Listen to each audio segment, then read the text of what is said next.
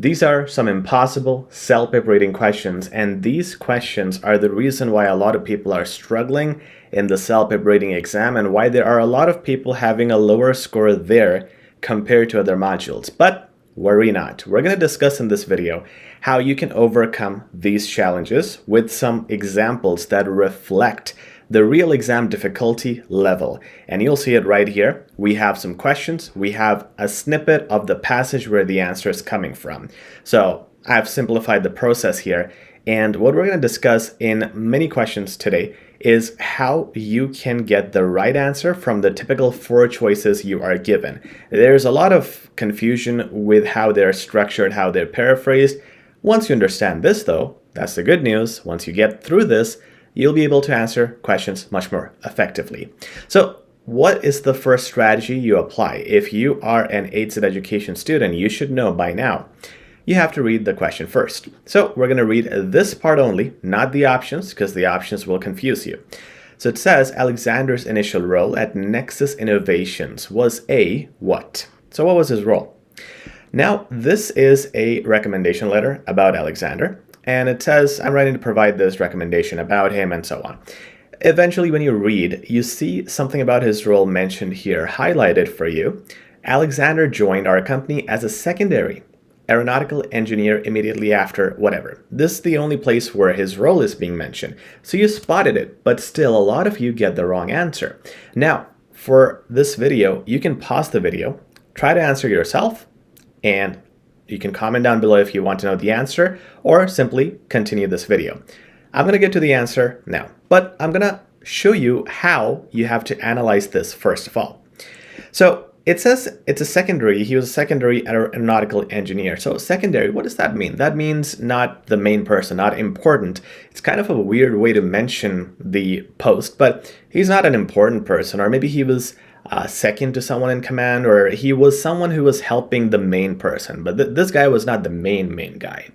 That means senior aeronautical engineer, I can remove that. Lead engineer, I can remove that because he's not the main guy. Now, either it's propulsion systems manager or junior aeronautical engineer. Does it say anywhere propulsions or anything like that about his role? It does not. So that is excluded, and the correct answer is junior aeronautical engineer. Now this, compared to everything else I'm going to show you in this video, is a little bit simpler. However, what I want to show you here is the level of paraphrasing. Junior and secondary, I mean, it's a huge difference, but secondary is showing you the concept that this is not the main guy. This is someone who is a little new, maybe, someone who is behind the seniors. So what do you call someone who's behind the senior? Junior. And that's how you want to come at this logic. So questions are paraphrased compared to what you have in the passage, and you want to look out for that. Understand the concept, not the keywords. It's not IELTS where you can just rely on keywords. Now you want to practice with these mock tests that are challenging and reflect the real exam difficulty. To get free access, all you got to do is comment down below, like the video. We pick lucky winners every week and you're granted our free training. Now let's jump into this one. This is really gonna challenge you. If you can get this right, you are an expert, okay? Let's have a look. It says, according to Martinez, and this is, by the way, Martinez, and there's another person they were arguing here in the passage, because this is part 4, where you argue on a certain topic. So first, Martinez is presenting their opinion. It says, according to Martinez, the current university model. So we're going to look at Martinez, and what they mention, he or she, is talking about the university model. Let's understand. Martinez further contends that this academic-focused model of education tends to privilege certain types of knowledge while marginalizing the others. So marginalizing means not prioritizing, and that is why it's important to have good vocabulary. In part 4, it's really academic. She points out that many universities prioritize subjects such as philosophy, history, and literature, fields she believes offer little direct value in today's job market over technical skills and applied sciences. Okay. She advocates for a curriculum overhaul that focuses on developing critical job skills, such as communication, teamwork, and problem solving, which she claims are in high demand, but often underrepresented in traditional academic programs. So what I'm going to do so far is I'm going to summarize all this information in my head because it's a lot of information. In fact, the sentence I just read is too long, and this is done on purpose to challenge you and in a way confuse you. But let me make it easier for myself.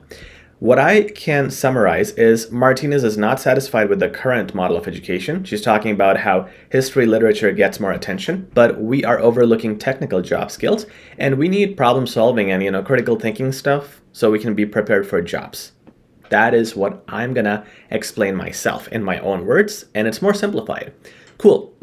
Next, Martinez concludes that unless universities take steps to address these shortcomings, they will continue to produce graduates who struggle to transition into meaningful employment. So she's saying if universities don't take action, people will struggle. Now, this is what you always have to do, first of all. Summarize this to yourself in your own words. Think like you're explaining this to a 5-year-old kid. When you do that, you really simplify all the difficult words that are listed here. Now let me look at the questions. It says, lacks vocational adaptability. That is probably the right answer because the job market needs, it's basically vocations, graphic designers, artists, whatever. Those are vocations. And again, you need good vocabulary to know that. And if we're talking about adaptability, that's exactly what she's saying. Like our subjects are not getting them job ready. Perfect answer. Next one, overlooks essential job preparation. That is also correct. Okay, ignores practical work skills. Correct. Privileges irrelevant knowledge. Correct.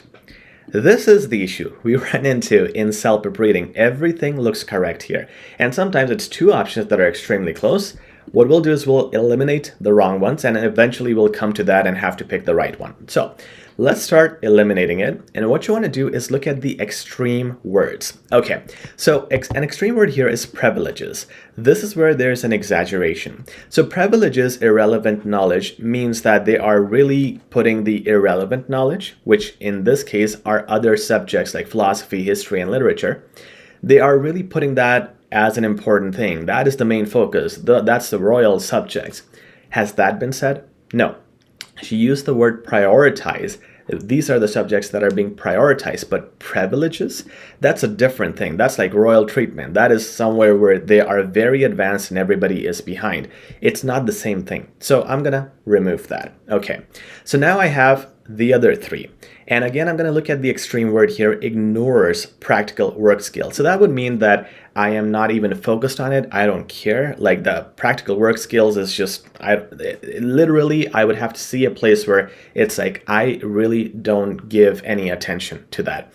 Has that been mentioned? No, there's not a mention of how we are purposefully in education ignoring practical work skills. It's just the way education is. It's like that, but we're not ignoring it. So, okay, that's good. Now I am left with these two. Lacks vocational adaptability. And again, that's kind of confusing. Let me translate it to myself in my simplified version. It means that it's not ready to get people ready for real jobs. That's vocation. And adaptability, it doesn't get them ready. Okay, cool. Overlooks essential job preparation. This is also correct. It is ignoring, and we're not going to use the word ignoring here. And that's another difference. Ignore and overlook. So there's a difference there. So if we're not saying ignore, overlooks, how can we make a synonym of that? Well, it's not too focused on essential job preparation. So there's two things. Not really focused on essential job preparation versus it's not adaptable to the requirements of jobs. In this case, guys, I'm going to give you the correct answer, then I'm going to give you my reasoning. The correct answer is B, overlooks essential job preparation. First of all, I can specifically tell you that in a summary of all of this, this is mentioned, that it's not focused on the job preparation, and that was one synonym I used for the word overlook, and that tells me that that is very closely related. It is also specific. I can show you right here. There's the place where you can find the answer for that. In A, it is very close. However, I would go over the word vocational, I would ignore it and pick job preparation because job has been mentioned multiple times in this debate. So it's more specific. I can find that more clearly. Vocation might be a little vague, although it means getting a job ready, but that would be my reason, one of the reasons. The other reason is the word adaptability. Adaptability has to do with getting ready or accustomed or used to the jobs that we're going to have. Is it talking about how we can get used to those jobs? Yes and no. It is saying that we are not accustomed to that. We're not having those skills ready to adapt in the market. But where is the word adapt? Where's the word adjust? Where are those synonyms? They are not there. However, job preparation, that's there. And the concept of the word overlook is there, that we are not really focused on it and we need to focus on that. So it's very close A and B, but based on the reasoning that you have to make in the exam, I'm going to pick B. So guys, first you want to eliminate the wrong options by picking the extreme words, getting rid of those. Then make the final two options simplified in your own version. And finally, try to find specifics. Argue with yourself. Can you find this? Can you not find that? Where are the specific words or synonyms for that? And you pick the answer. Pretty challenging, I know. And that's why you should try another one that is very similar. Same passage, so it's going to come from the same location. And this is the question. Comment down below with your answers. This is going to get interesting because this is also extremely difficult. Use the strategy that I explained. Let's see what you get. Okay. Now, this was the reader's comment. This is section 2 of part 4. So they were commenting on the argument between these two people, Martinez, who we know now, and Wright was the other person. Now, one sentence that you can use here you can use your knowledge from the passage to answer is highlighted. I find myself agreeing more with Martinez. So this guy agrees with Martinez. I see how, so this is where the question starts. These are your options. I see how vocational programs, academic research, internship placements, job market training, it's one of those options, can directly impact students' career readiness. Okay, once again, you have very similar wordings. Among all of these, what we can remove, something that is off topic, is academic research. Do you agree with me? We're not really talking about research. We're talking about getting people ready for jobs. So let's get rid of that. Now you're left with vocational programs, internship placements, and job market training. Once again, internship is a little out there. It is not as specific as vocation or job market. Those were the words that we found in the passage, and words that were synonyms to that were also found. Internships is a little vague because you can get an internship, it doesn't guarantee you a job.